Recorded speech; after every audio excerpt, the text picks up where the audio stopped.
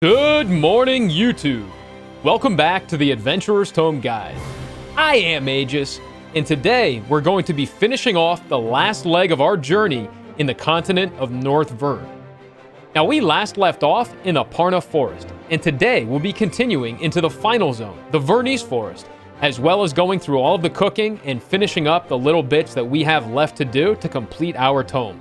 But in any case, let's jump right into it. Alright, in the Vernese Forest now. This zone is a massive, confusing mess, but we're going to get through it as efficiently as possible. So let's mount up and start on the last leg of our journey. And we're going to head over this way now. Through all these winding walkways here, we're going to come to Vista number 7. Right here. And from there, we can double back just a little bit and grab Hidden Story number 1.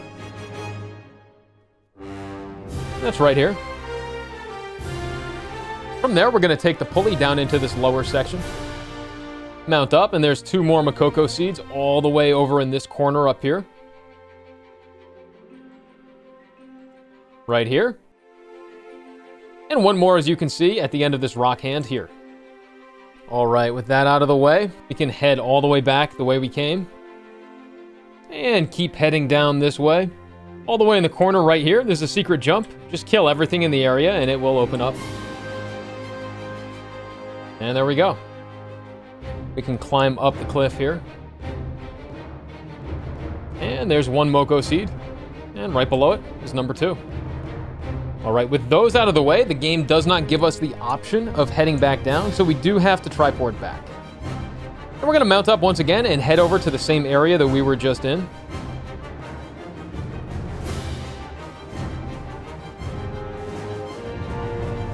This time, though, we're not going to take the pulley down just yet. We're going to continue along the pathway in the treetop village.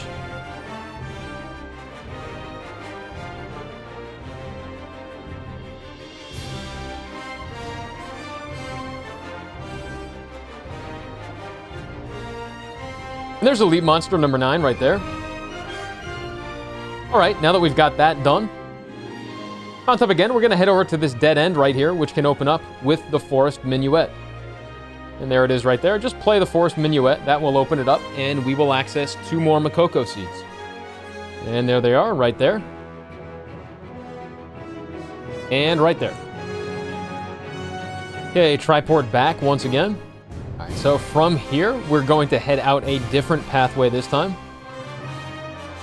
Just follow around this way, and this time we're going up and over here. There's going to be a bunch more things to grab throughout the central area of the zone.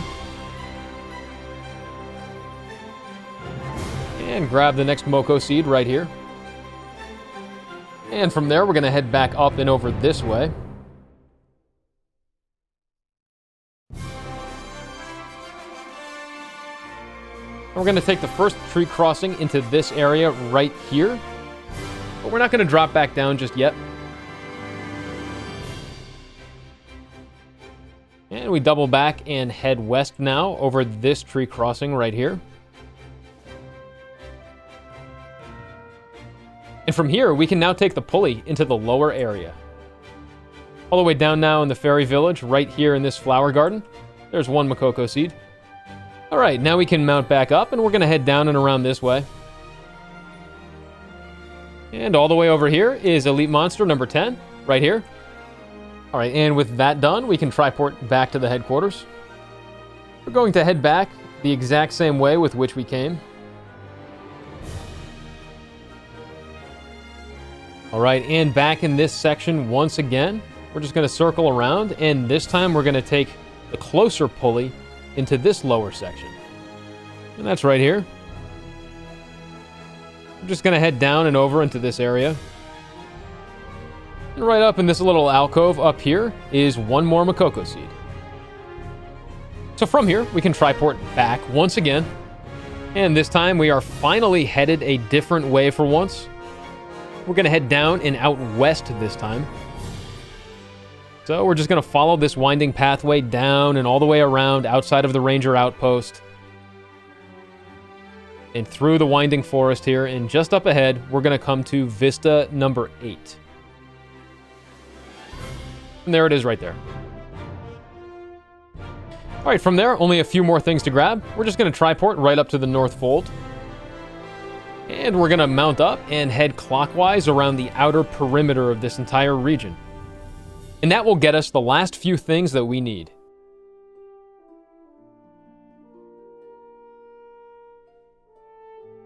And right over here is the next Moko. And with that out of the way, let's mount up and continue to circle around the outside. And all the way down and around over here, we're going to come up on Elite number 11 right here. And we can continue to head south now.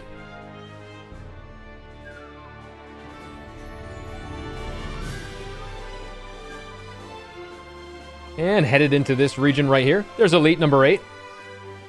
And with that out of the way, we are actually all done with this zone, with one exception, and that's the special field boss. We're just going to continue to head into this area over here. Now, right here in this area is where the field boss Proxima actually spawned. Now, this is a special raid boss. You're not going to be able to solo it, and it has specific spawn times throughout the week, split multiple days apart. You can access all of those in the Procyon's Compass under field bosses. Now, any day where field bosses are not set to spawn, you're going to see it grayed out like this. On days when a field boss is due, which is every other day, you will see this area lit up. And you can click on appearance notification info. So it's an item level 540 boss. You must have at least an item level of 540 in order to gain the loot. And on the right-hand side, you can see what the dates are when it's due to appear over the course of the next week or so, along with all the rewards that it can potentially give you. The main reward that we are concerned about is the natural Proxima skin. We need it for 2 different cooking recipes in the Adventurer's Tome, which means that we need to kill him twice. And you cannot kill him twice on the same day. So you're looking at a bare minimum of 3 days in order to get the required ingredients. Now, if you're not in a rush, just go on ahead and set the timer right here. The game will alert you whenever the boss is due to spawn, and you can do it whenever your schedule coincides. But with that out of the way, we are done with the main portion of the zones here. So now we're just going to head back to Vern Castle and finish up. All right, back in Vern now. We're going to mount up and head down this way. There's going to be 1 Mokoko Seed to grab, and then we can head directly to the cook. And all the way over and around in this area right here is the next Mokoko Seed. All right, with that done, let's head over to the food merchant right here. There's going to be a few final ingredients with which we need to buy. All right, and this is another one of those random cooking ingredients where you have to use it over and over and hope to get the right one. We actually need 3 different ingredients, and we need to get all 3 twice. Now, the random chances are not posted anywhere, so we're just going to go on ahead and buy 100. Only 15,000 silver, and we'll see what happens. And that's 100 right there. We did not get a single palatable cocktail. That's the 3rd ingredient that we need. So we're going to go on ahead and buy 100. And remember, we have to get 2 of those special palatable cocktails. All right, and this time we actually did manage to get 2. So the random chance seems to be about 1 in 100. You can probably go ahead and just buy 200 outright. Or if you really want to save some silver and be a little more cautious, you can buy it in groups. In any case, once you've purchased all of those, we have all the ingredients that we need to start cooking. So let's start that right now. So we're just going to head down and over this way, and the cook is right up over here in this building.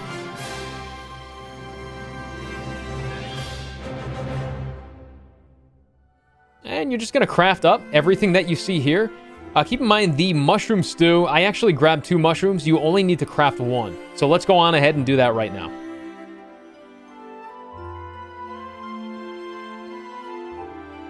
And when you get to Long Live the Queen, this is the final cooking collectible that we need.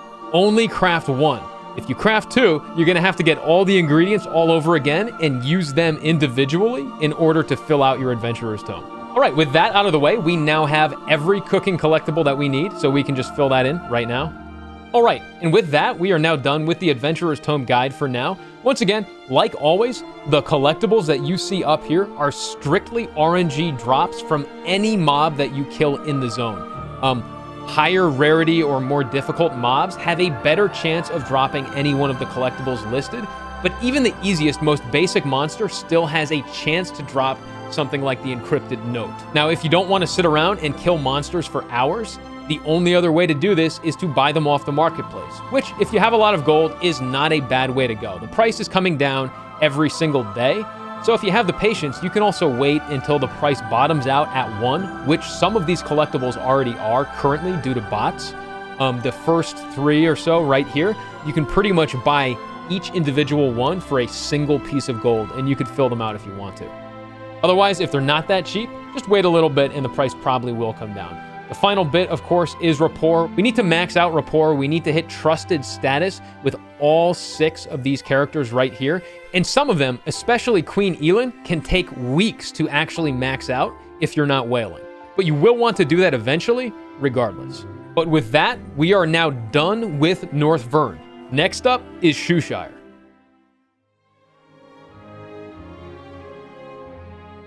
Okay, and that concludes this portion of the Adventurer's Tome guide. Make sure that you are subscribed to the channel so that you don't miss my guides and walkthroughs. And as always, if you like the video, make sure to give it a thumbs up and leave a comment down below on what you would like me to create a guide for next. And until tomorrow, may you all enjoy your adventures in Arkesia.